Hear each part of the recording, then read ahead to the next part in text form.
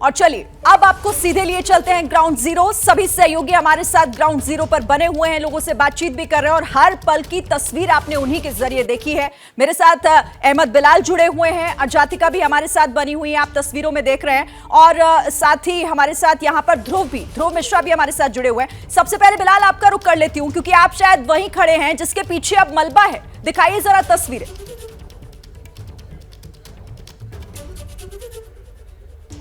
यहाँ ground zero पर खड़ा हुआ हूँ और मेरे तस्वीरें आप देखिए कि कुछ घंटों पहले तक जो आसमान को चीरती हुई, जो आसमान को चूमती हुई जो दो इमारतें थीं, 103 मीटर और 97 मीटर की एपेक्स और सियान नाम की इमारतें, अब वो मिट्टी के ढेर में तब्दील हो चुकी हैं और अपने पीछे छोड़ करके गए हैं 80,000 टन का मलबा। और उस मलबे की तस्वीर आप सीधे एबीपी न्यूज़ की स्क्रीन पर देख रहे हैं। देखिए आप किस तरीके से कि कुछ देर पहले तक जो इमारत वर्टिकल खड़ी हुई थी, जिसके 32 मंजिल जो है वो वर्टिकल खड़े हुए थे, अब वो जो है वो हॉरिजॉन्टल किस तरीके से पड़े हुए हैं आप देख सकते हैं। जो ट्विन टावर के ठीक बगल की जो सोसाइटी थी एटीएस सोसाइटी, उसकी तरफ ये मलबा जो है थोड़ा सा गिरा है और बताया जा रहा है कि एटीएस सोसाइटी की जो 10 मीटर की बाउंड्री वॉल थी उसमें जो है उसको थोड़ा सा नुकसान जो है वो ज़रूर हुआ है। लेकिन अभी जो यहाँ चहल पहल है, जो सबसे बड़ी जद्दोजहद है, वो है सीमेंट से यानी धूल से लड़ने की,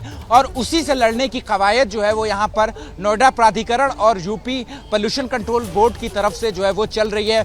आपको ग्राउंड पे सैकड़ों कर्मचारी, सफाई कर्मचारी जो है वो दिख रहे हैं। इसके साथ ही जो 6 मैकेनिकल स्वीपिंग मशीनें हैं वो लगातार काम कर रही हैं, क्योंकि जो सड़क है, जो ट्विन टावर के सामने की जो सड़क है, उसके ऊपर पूरी तरीके से 2 इंच तक कम से कम 2 से 3 इंच की जो सीमेंट की धूल है वो जम चुकी है। और साथ ही ट्विन टावर के सामने का जो नोएडा अथॉरिटी का पार्क है, हमने वो भी तस्वीरें दिखाई।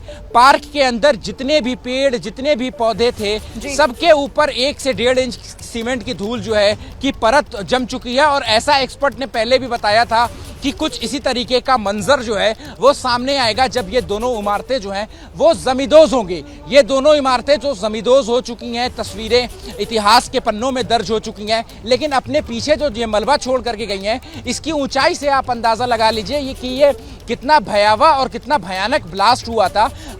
तकरीबन 4 से 4.5 मंजिल की ये जो मलबा है उसकी ऊंचाई इतनी है। और आप देखिए कि अंदर जो जिस मलबे, जिस सरिया से, स्टील से, लोहे से ये जो इमारतें बनी थी, अब वो कैसे जो है यहाँ ज़मीन पर लेटे हुए हैं। एक्सक्लूसिव तस्वीरें जो हैं वो आपको दिखा रहे हैं। उसके साथ ही जो अधिकारी हैं, जो एडिफिस इंजीनियरिंग जिनकी देखरेख में ये सारा रिमोल्यूशन हुआ, उसके अधिकारी, उसके सीईओ यहाँ पर मौजूद हैं। साथ ही सीबीआरआई के अधिकारी जो है वो यहाँ पर मौजूद हैं। अब जो सबसे बड़ा सवाल ये है कि जो अगल बगल की सोसाइटी के 1400 परिवार थे, उनको इवैक्यूएशन किया गया था, वो वापस अपने घरों में कब जाएंगे, उनके घरों की हालत क्या होगी, ये सबसे बड़ा सवाल है। तो इस सवाल का जवाब ये है कि अभी सबसे पहले ये इंस्पेक्शन किया जा रहा है कि अंदर कोई लाइव बॉम्ब तो नहीं है, क्योंकि 3700 किलो विस्फोटक जो है वो इस बिल्डिंग को डिमोलिश करने में इस्तेमाल किया गया था। तो जो और 9642 छेद करके उसमें विस्फोटक डाला गया था। तो जाहिर सी बात है कि जब इतनी बड़ी मात्रा में विस्फोटक बिल्डिंग में,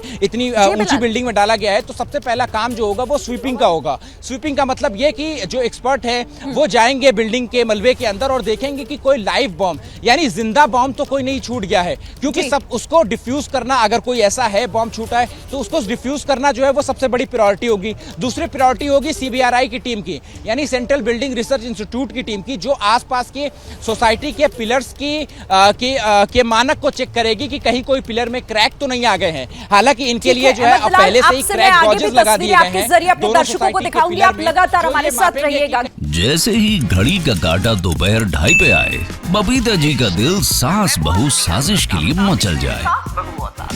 और ये है इनकी बहू, पूरे दिन ऑफिस की टेंशन हो जाए गॉन जब ये करें अपना फेवरेट शो फ्री टाइम पे ऑन। इनकी तरह आप भी देखिए अपना फेवरेट शो अपने टाइम पर और डाउनलोड कीजिए एबीपी लाइव ऐप अपने स्मार्ट टीवी पर।